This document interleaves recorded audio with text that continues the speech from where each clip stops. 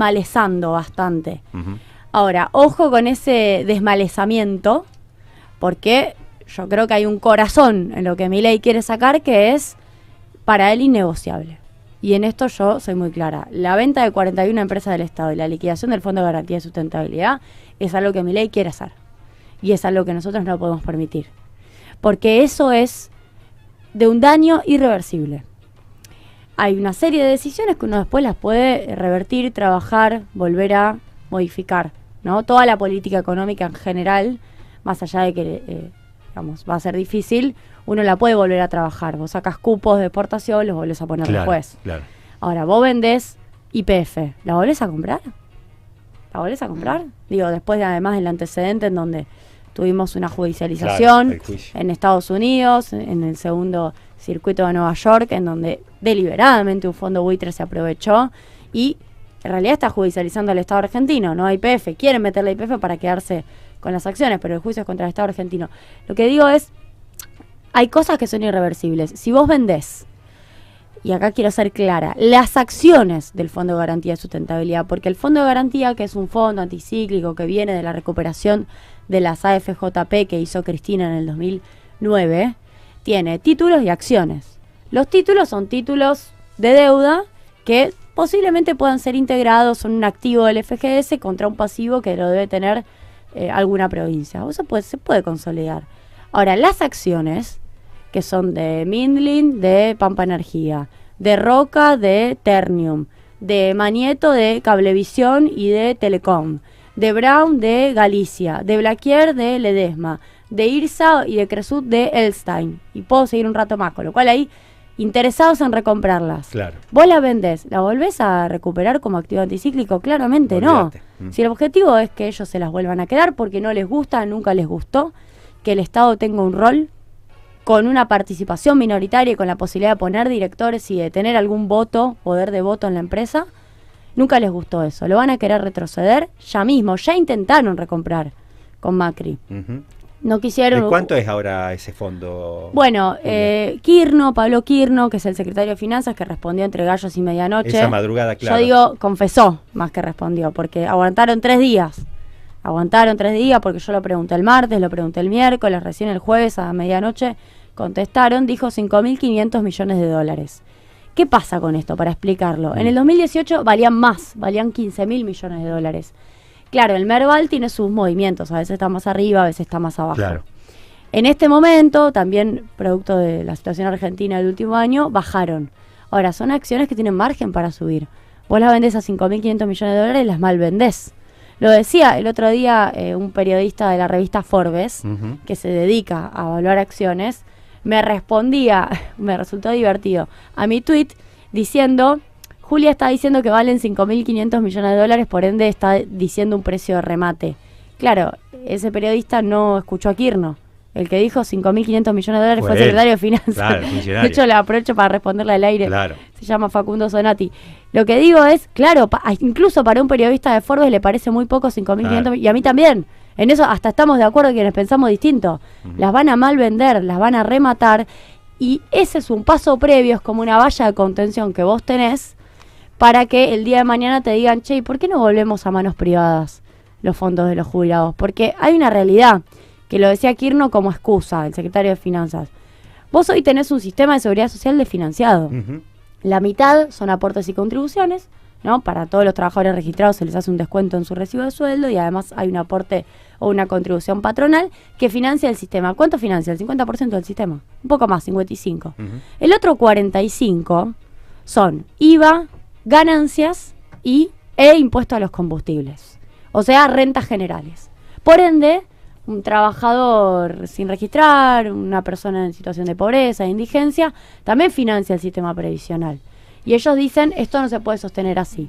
Si vos empeorás esta situación, porque es lo que va a pasar durante el gobierno de Milei durante este primer año, va a caer el empleo registrado porque la actividad va a caer 4 o 5 puntos. Claro.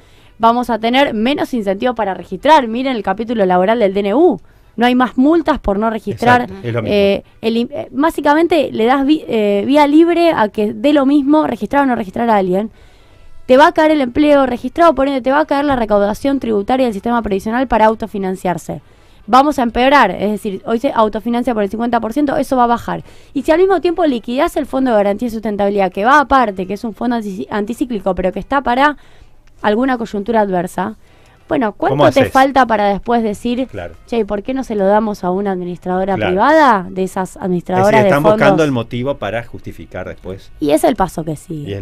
Entonces también me parece que hay que plantarse muy fuerte, no solo contra la suspensión de la fórmula, que es lo que el radicalismo mayormente enfatiza, y me parece bien, sino contra la liquidación de los activos que son parte del sistema. Porque yo lo decía en mi discurso que subí a redes, me preocuparía mucho que haya algún acuerdo con alguna fuerza provincial para que los fondos de FGS, o sea, luego que el Estado vende las acciones, recauda dólares y además eso los convierte en pesos, eso se lo cancele en términos de deuda previsional a una provincia amiga del gobierno de Milei.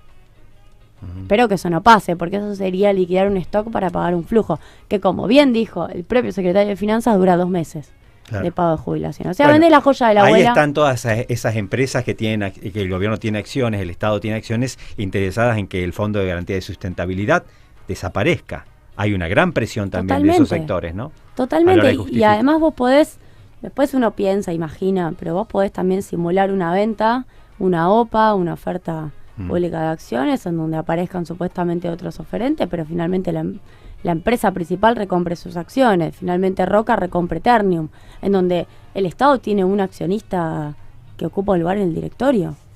Esto no es menor, y no es una teoría conspirativa de Julia Estrada. Vayan a ver qué pasó cuando lo nombró Cristina a Axel Kicillof, accionista minoritario de Ternium. No lo dejaron entrar. No lo dejó entrar la policía de la empresa.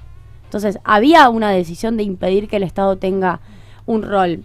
¿Hay otra manera de trabajar sobre el FGS? Sí. Durante el gobierno de Alberto Fernández lamentablemente no se hizo, pero Cristina en su último gobierno tuvo una propuesta que yo creo que era muy buena, que era una agencia nacional de participaciones en empresas del Estado en donde vos consolidabas las participaciones. Entonces vos podrías consolidar lo que el Estado tiene en el FGS, más, yo digo, lo que el Estado tiene de empresas públicas en un fondo soberano de participación estatal en empresas y potestad y control estatal en empresas, en donde vos tengas un rol en la economía.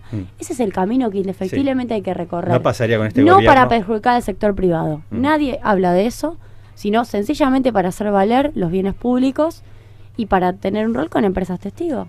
Para hacer rentables sectores, ¿por qué no? Si la inversión de Vaca Muerta, ¿quién la hizo? YPF, con participación estatal. Habría que rechazar toda la ley esta, ¿no? Porque acá yo veo, como bien decís vos, Julia, que el gobierno manda 600 artículos y con que salga gran parte de eso es un gran negocio para el gobierno. Bueno, además hay otras cosas. Lo llevan a ustedes a discutir en particular cada tema. Además los apuran para que salga rápido y que este mes lo aprueben. Digo, por ahí nos metemos en el barro que ellos quieren que juguemos, ¿no? Yo estoy rechazando la totalidad de esta ley. Esta es una ley que está teniendo una configuración macro que muy pocas veces se cuenta porque nos vamos embarrando en el articulado. Claro, ese es el error para la comunicación, que es beneficiar a los ricos, perjudicar a los trabajadores. Cuando uno mira los capítulos que benefician al poder económico, se van concatenando entre sí, van encastrando como las piezas de un rompecabezas. Blanqueo impositivo. Para los que no declararon sus fondos en el exterior, no queda claro además cuánto tiempo lo pueden dejar en Argentina y hasta $100.000 pagan 0. Blanqueo laboral. Además, reducción del impuesto a los bienes personales de 1,75 a 0,5, lo cual es regresivo adentro de la regresividad, porque ya el que paga 1,75, que es una alícuota ya muy baja, el que paga 1,75 baja a pagar 0,5 y el que paga 0,5 sigue pagando 0,5, o sea, el rico menos rico de los ricos va a pagar lo mismo que el más rico de los ricos.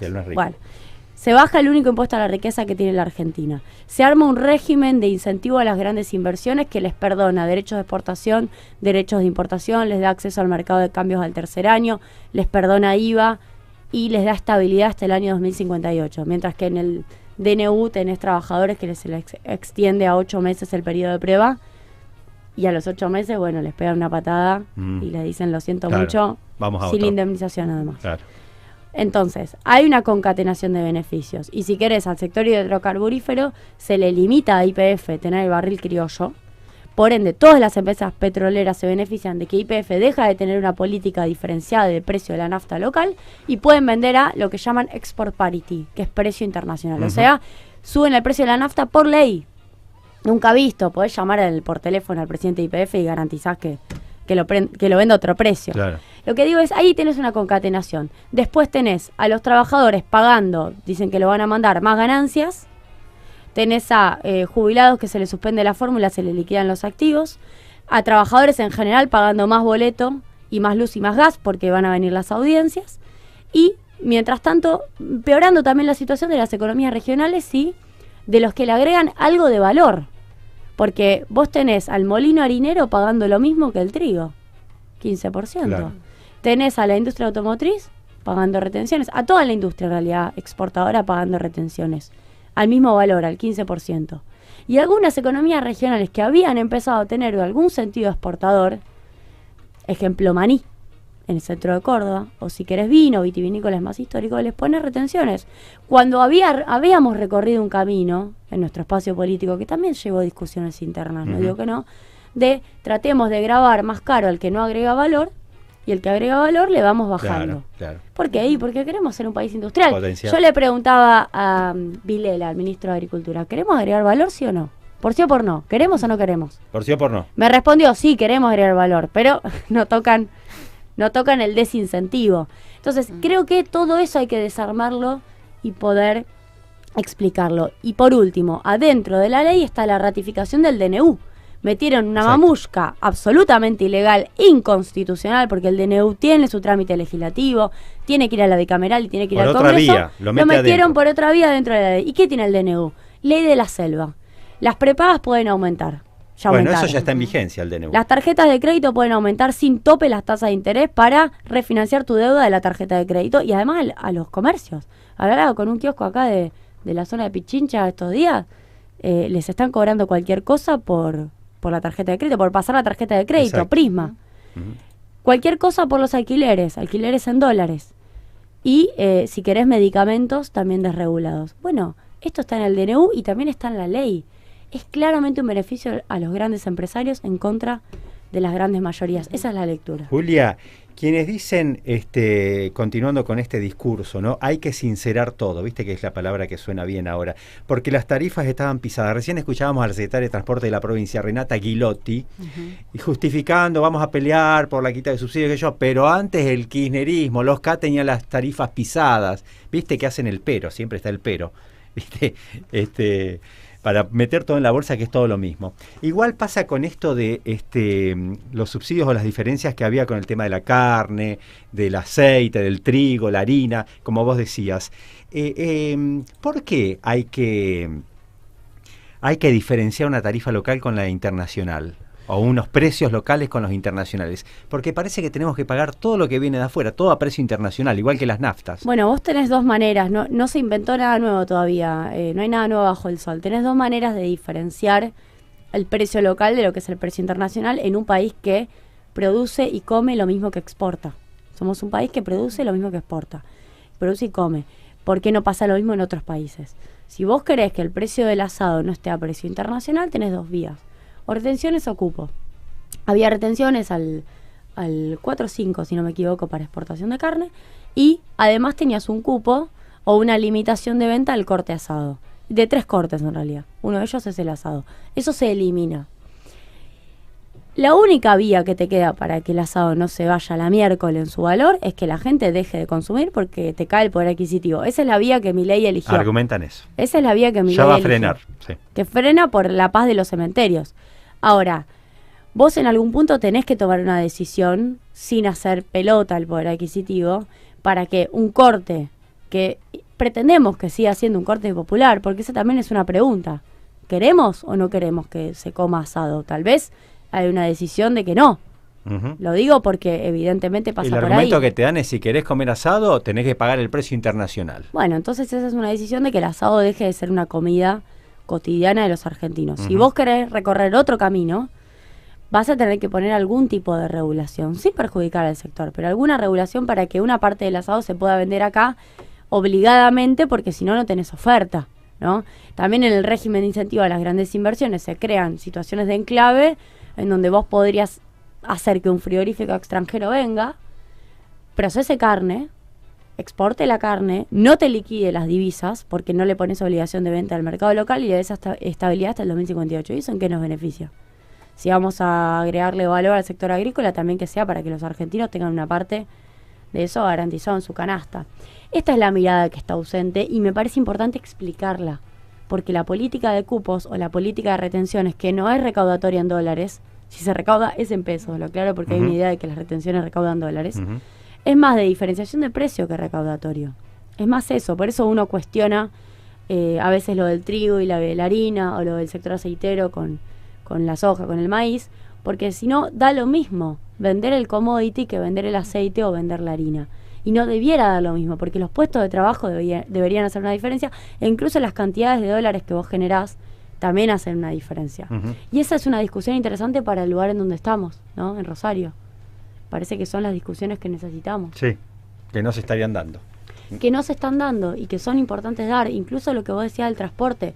Fíjate vos qué loco, acá hubo una liga de intendentes, también cordobeses, santafesinos, que le reclamaban, cuando Juliano era ministro, que equipararan los subsidios.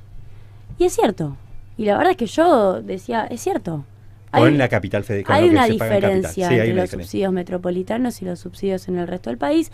Se empezó a recorrer un camino, si querés, muy cerca del fin de año. Se intentó federalizar la SUBE, se empezó a federalizar la SUBE para que después los subsidios pasaran por ahí. Bueno, Milei está haciendo exactamente lo contrario. ¿Podemos identificar eso o no? Milei está diciendo, como hay demasiados subsidios en la zona metropolitana, se los voy a sacar para equiparar con los no subsidios que hay. Pero muchachos, se está haciendo federalismo inverso. Es lo contrario de lo que ustedes estaban pidiendo.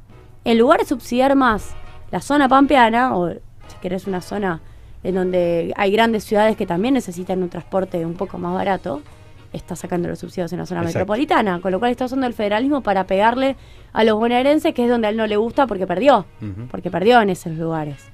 Entonces también, digamos todo, cuando criticamos a un gobierno porque no subsidia como corresponde, bueno, veamos que está pasando lo contrario, porque no está subsidiando el boleto en Rosario. Exactamente, al contrario. Contrario. Sí, y hay mucho silencio. Julia, bueno, te tenemos que dejar. Esta tarde va a estar Julia en Luz y Fuerza. Esto lo queremos recordar. Están pidiendo mucho que se transmita. Se transmite. ¿Se transmite? Estaba hablando con ¿A dónde, Ticho Julia? Lucero de Sadop. ¿Lo van a transmitir? Tenemos un link. ¿Hay un link para pasar? Lo vamos a subir, si quieren, a mis redes, a mi Twitter. Dale, sí, porque nos están pidiendo desde temprano. Sí, va a haber una transmisión online, si claro. Te pueden seguir, Julia. ¿Y qué crees como militante ya? ¿Cuál debe ser el rol de la dirigencia política opositora? Porque se está cuestionando eso, que están ausentes, que no se los escucha. Bueno, ustedes están en el Congreso defendiendo. Hablan más de la dirigencia, más del liderazgo, ¿no? Sí. ¿Crees que, bueno, en la calle imagino que pensás que es importante, ¿no? Estar en la calle. Yo creo que hay que ponerse al frente de la defensa de, no solo de quienes nos votaron, no solo de quienes nos votaron. Hay que ponerse al frente de la defensa de una gran cantidad de sectores damnificados que la están pasando mal ahora y la van a pasar peor. Y creo que es sin especulaciones. También es cierto, porque hay un debate, ¿no? Está claro que hay un debate en el espacio político, que hay una parte muy importante de la sociedad que todavía está esperando que el gobierno de Milei funcione, y que también eso es algo que tiene que poder madurar. En todo caso, yo confío mucho en que cada uno saque sus conclusiones. No subestimo al votante. Sí, además hay una reacción de los distintos sectores sociales afectados por todo esto que es espontánea. Por eso. Entonces, las dos cosas. Creo que por un lado uno tiene que acompañar, explicar. Nosotros tenemos una tarea muy clara también en el CEPA Rosario de explicar, de poder contar esto que estamos hablando ahora, porque no necesariamente... A ver, ¿quién va a leer esta ley? Son 600 artículos. Nadie. Y que también confían en eso, en que no se lea. Entonces, la realidad es que uno tiene que asumir ese rol, en donde no tiene que ponerse arriba con el dedo señalando esto es así, esto es asá, no hay ninguna mente iluminada, pero sí ser claro respecto del proceso y de lo que está ocurriendo. Y para los que, bueno, todavía le están dando alguna chance, también dejemos que eso madure.